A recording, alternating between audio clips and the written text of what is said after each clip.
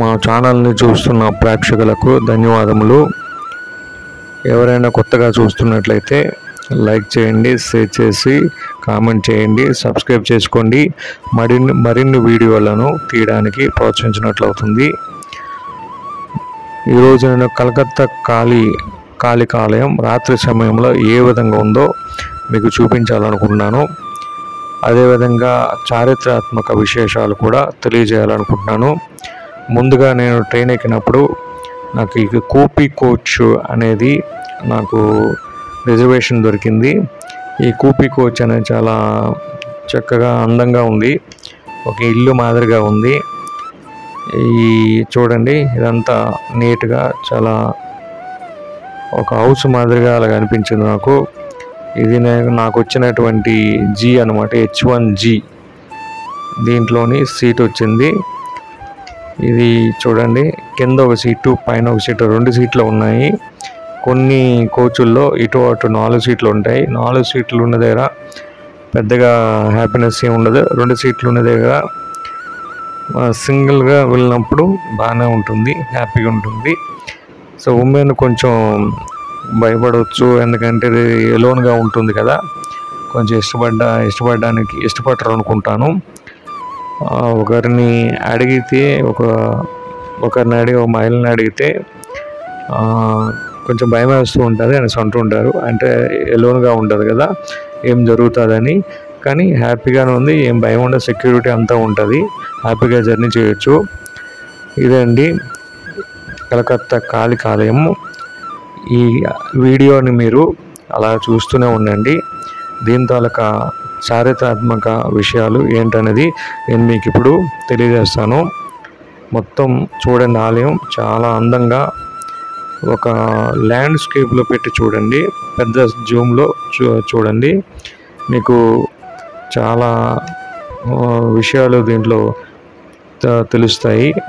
చాలా అందంగా ఉంటుంది, చూస్తుండేను మీరు. నేను దీని విషయాలు మీకు తెలియజేస్తాను. అసలు కాళికాలయంను దక్షిణేశ్వర కాళికాలయము అనేసి అంటారు.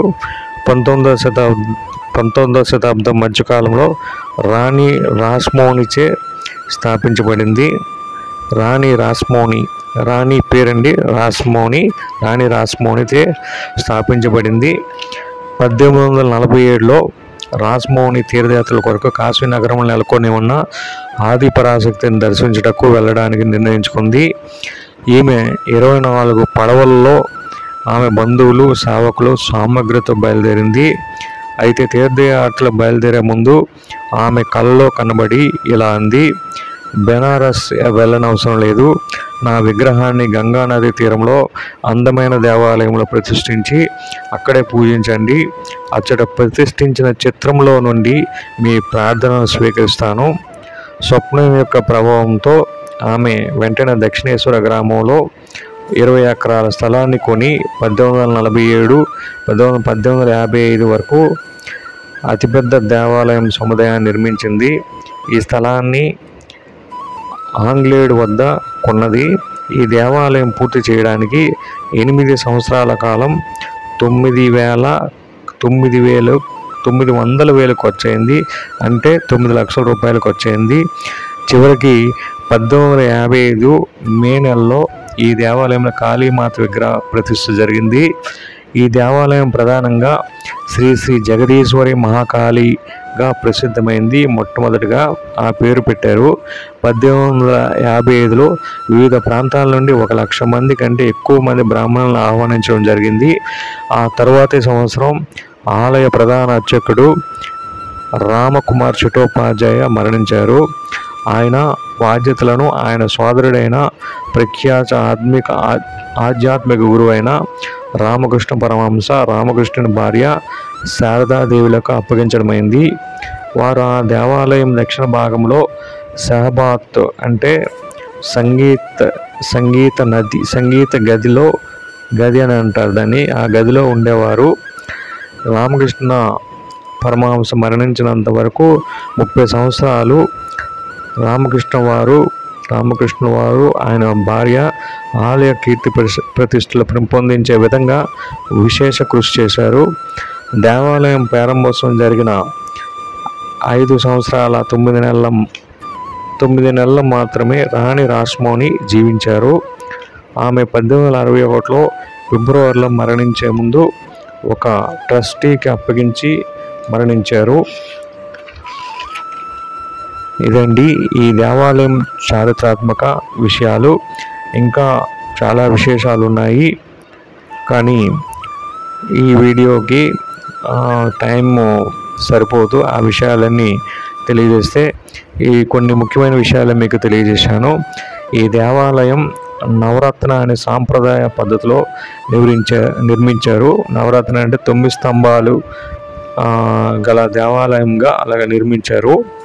ఇక్కడ అడుగు పెడితే చాలు ఆమె ఆశీస్సులు ఉంటాయని చాలామంది భక్తులు తెలియజేస్తున్నారు. జై కాళీమాత, జై కాళీమాత, జై కాళీమాత. చూడండి కాళీమాత ఆలయం ముందు నుంచి చూశారు కదా. ఆమె చారిత్రాత్మక విశేషాలు కూడా మీరు విన్నారు కదా, ఎంత అందంగా ఉంటుంది. వీడియో తీయడానికి లోపల అవన్నీ తీయడానికి కొంచెం భయంతో వీడియో తీయడం జరిగింది. ఏమైనా అంటారేమో అనేసి భయంతో ఇదంతా వీడియో తీశాను. ఈ మొత్తం చాలా అందంగా ఉంటే రాణి రాస్మోని ఎంత అందంగా కట్టించిందో అర్థమవుతుంది మొత్తం చూసేసరికి. ఆమె లేకపోతే ఈ దేవాలయం అనేది ఉండదేమో. ఆమె వల్లే ఈ లోపల ఉంటుందండి. కాళికాలయం లోపల ఉంటుంది. లోపలికి వెళ్ళి మనం వీడియోస్ అవి తీయకూడదు. సెక్యూరిటీ పర్పస్ కెమెరాస్ ఉంటాయి. చాలా అందంగా కట్టించిందండి. ఆ రోజుల్లో 9 లక్షలు ఖర్చు పెట్టి కట్టించింది. 9 లక్షలు అనేసరికి ఈ రోజులో కొన్ని వేల కోట్లు అవుతుంది. ఈ విధంగా ఉందండి కాళికా మాతాలయం. Thanks for watching. Thank you.